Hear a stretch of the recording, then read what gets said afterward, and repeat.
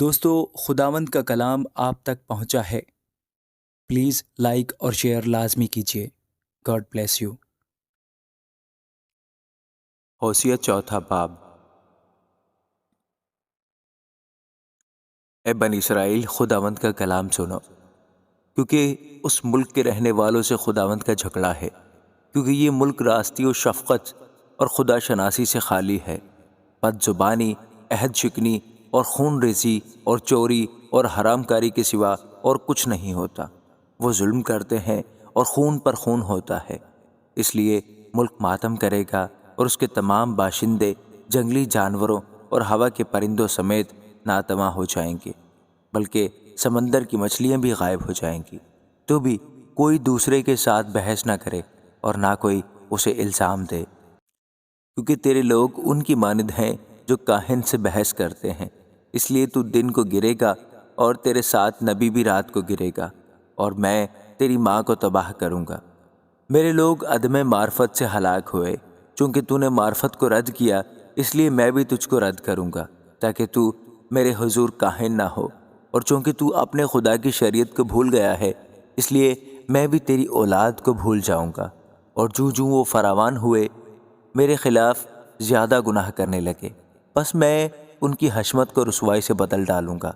وہ میرے لوگوں کے گناہ پر گزران کرتے ہیں اور ان کی بد کرداری کے آرزومند ہیں۔ پس جیسا لوگوں کا حال ویسا ہی کاہنوں کا حال ہوگا۔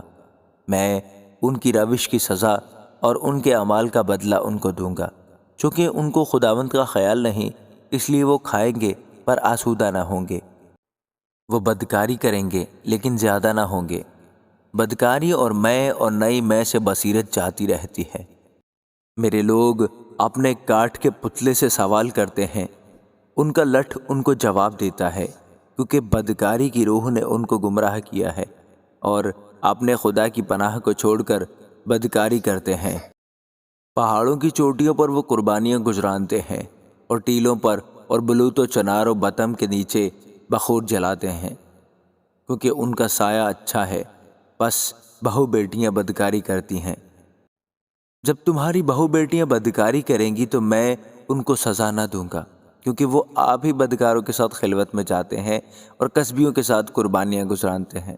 بس جو لوگ دانش سے خالی ہیں برباد کیے جائیں گے۔ اے اسرائیل، اگرچہ تو بدکاری کرے تو بھی ایسا نہ ہو کہ یہودا بھی گنہگار ہو۔ تم جلجال میں نہ آؤ اور بیت اون پر نہ جاؤ اور خداوند کی حیات کی قسم نہ کھاؤ، کیونکہ اسرائیل نے سرکش بچھیا کی مانند سرکشی کی ہے۔ اب خداوند ان کو کشادہ جگہ میں برہ کی مانند چرائے گا۔ افرائیم بتوں سے مل گیا ہے، اسے چھوڑ دو۔ وہ میخواری سے سیر ہو کر بدکاری میں مشغول ہوتے ہیں۔ اس کے حاکم رسوائی دوست ہیں۔ ہوا نے اسے اپنے دامن میں اٹھا لیا، وہ اپنی قربانیوں سے شرمندہ ہوں گے۔ آمین۔